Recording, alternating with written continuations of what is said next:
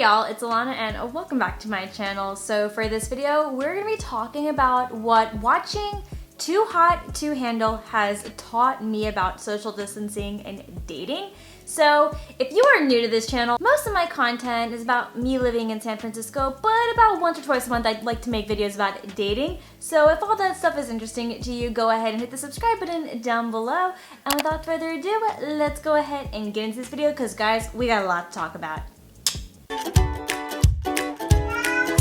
So I do want to make a little bit of a disclaimer that there will be some spoilers in this video, so if you have not seen the show Too Hot to Handle on Netflix yet, then you probably don't want to watch this video right away, so stop, go watch the series, then come back. But if you don't care about spoilers, whatever. If you're wondering what Too Hot to Handle is about, this show is literally about a bunch of attractive people who enjoy having sex all the time, and they think they're going to a paradise island getaway trip to meet other singles and to have this whole vacation to basically hook up.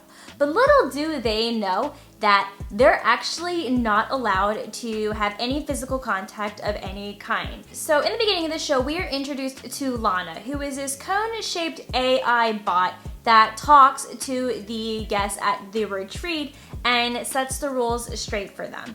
She is kind of like an Alexa, if you want to think of it that way, or a Siri. But she is communicating with the house guests and she observes their behavior at first before she puts the sex ban rule in place. So she puts a sex ban rule in place, and what that entails is no kissing, no heavy petting, and no sexual contact of any kind. Oh, and no self-gratification either. So as you can see, all of the cast are appalled, they're shocked, they have no idea what they're gonna do, and they're pretty much nervous and terrified about what they're going to expect because, well, they came here for something else and they don't get to have it. So it makes things really interesting, and there's a catch. If they are able to restrain themselves, then they can win a whopping 100K, split between them of course, and if they break any of the rules, then money is deducted from their pot. So it's to really motivate them to actually get them to make a genuine and serious connection, which is the whole purpose of the show. So it's really interesting how this show came out during a time where we're practicing social distancing and we're staying in quarantine and we cannot physically get intimate with someone new especially. But if you're dating somebody that doesn't live with you, then you still can't do that, which is very frustrating. The irony of this show being released during this crazy time is pretty hilarious and really makes us feel for these people. I felt really connected to this crazy cast because I'm just like, I feel you guys, I understand your pain, trust me, I do. So let's just talk about some things that I've learned from this show, and maybe I can help you guys learn something new as well. So let's get on to the first thing. Spoiler alert, people do slip up and they break the rules. It's very tempting to not touch people, especially when you're around somebody that you're physically attracted to. I'm currently experiencing something like that myself, and it's frustrating. Sometimes I really just want to break quarantine and be like, screw it! But the temptations are so real.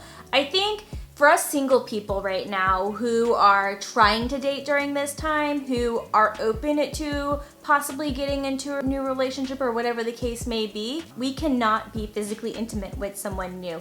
And it's so goddamn frustrating. I made a whole video about dating in quarantine. You can check it up right here if you want to watch it, where I talk a little bit about getting physical during this time. To kind of extend a little bit on that, it's tempting and it's hard, and there are definitely ways where you have to get creative.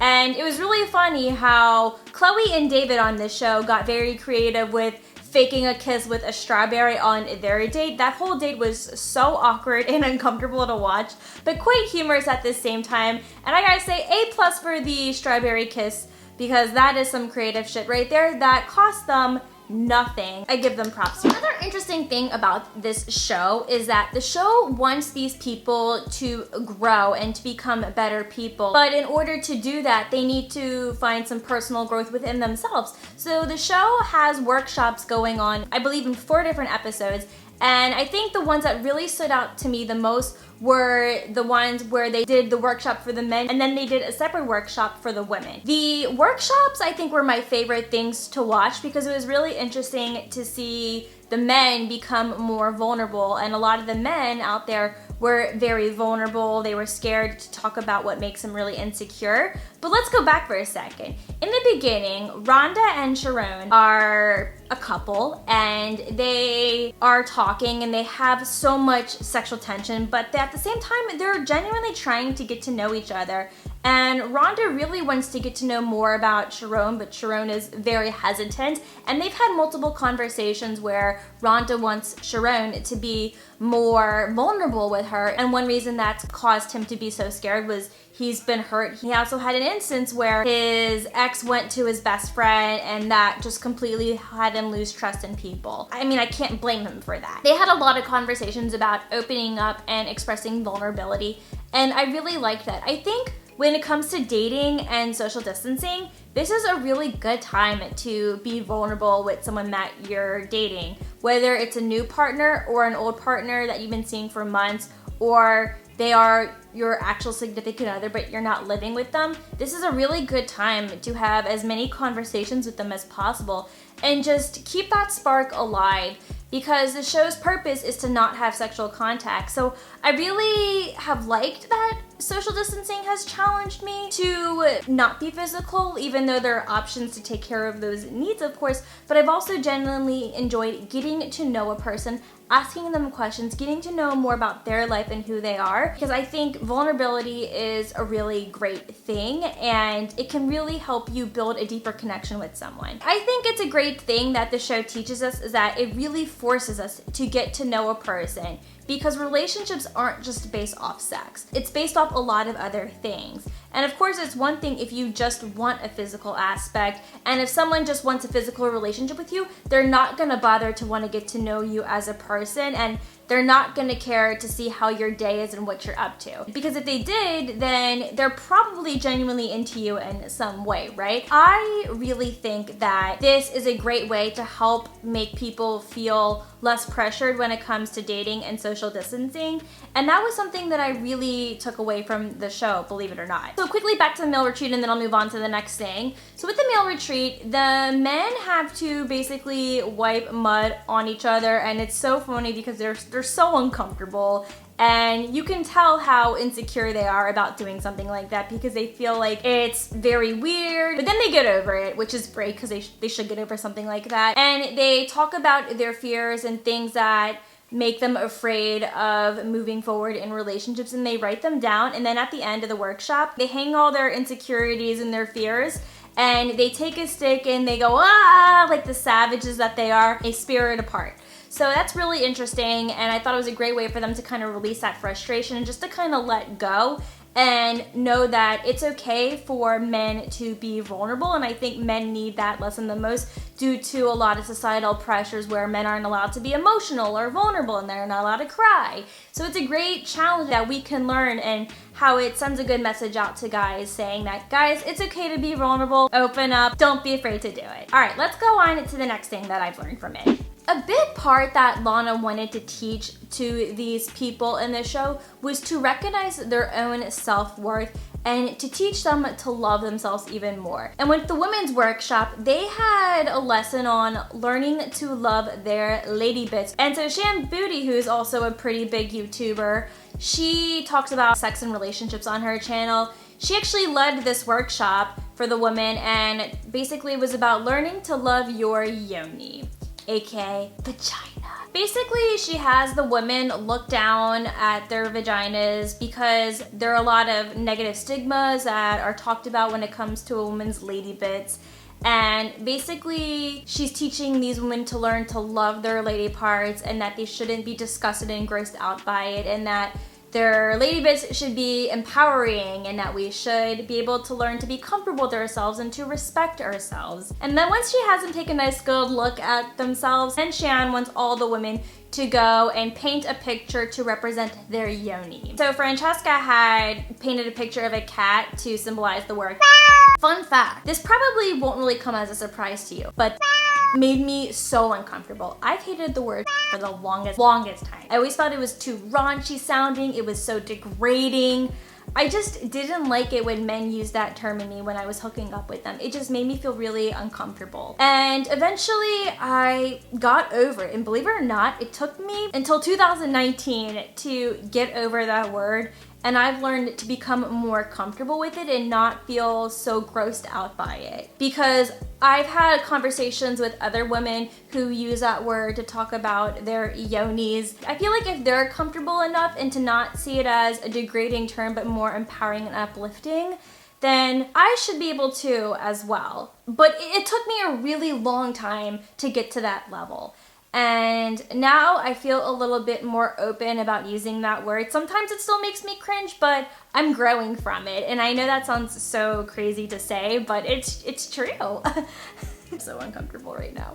I think it's a good lesson. Women, you should learn to love every part of you, and that is a really good message to send out. I really took something out of that one, to be honest. So after the workshop, Chloe has this talk with Corey, who was the guy that she was interested in, but Corey was very wishy-washy, and Chloe picked up on it and realized that she values her self-worth a ton.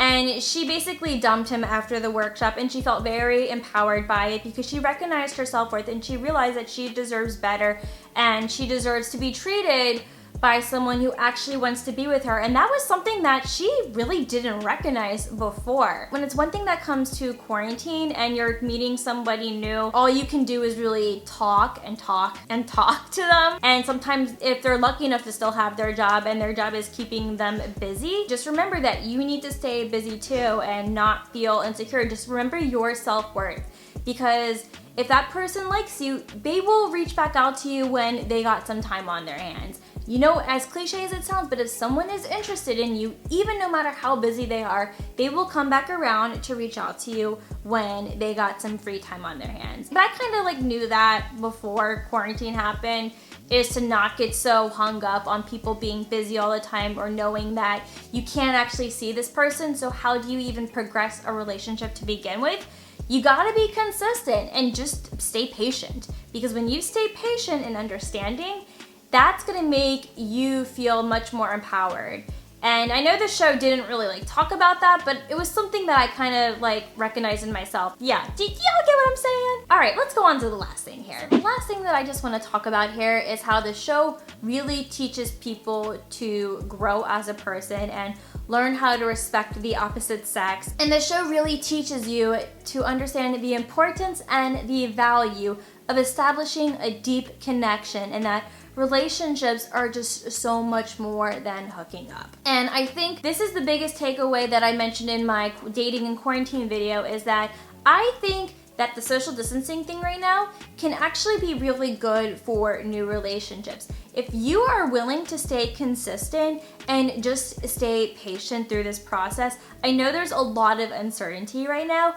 I think that's gonna really help you, and it's helping me grow as a person. It's helping me stay patient. It's helping me have self-control and just being that kind of discipline, no matter how much I crave physical touch. When this whole thing blows over, I can guarantee to myself that physical intimacy is going to be so much better and feel more genuine now that I have gotten to know somebody, and the fact that a person is genuine in me, and I hope that it's the same thing that you're experiencing too. Y'all, if you're single and you're kind of going through this right now, let me know in the comments down below, or if you've seen Too Hot to Handle, what are your thoughts on this show? Has it taught you anything about dating in quarantine and social distancing? I'd absolutely love to know your thoughts. If you liked this video and you thought it was helpful in any kind of way, make sure you give it a thumbs up, and I will see you in my next video.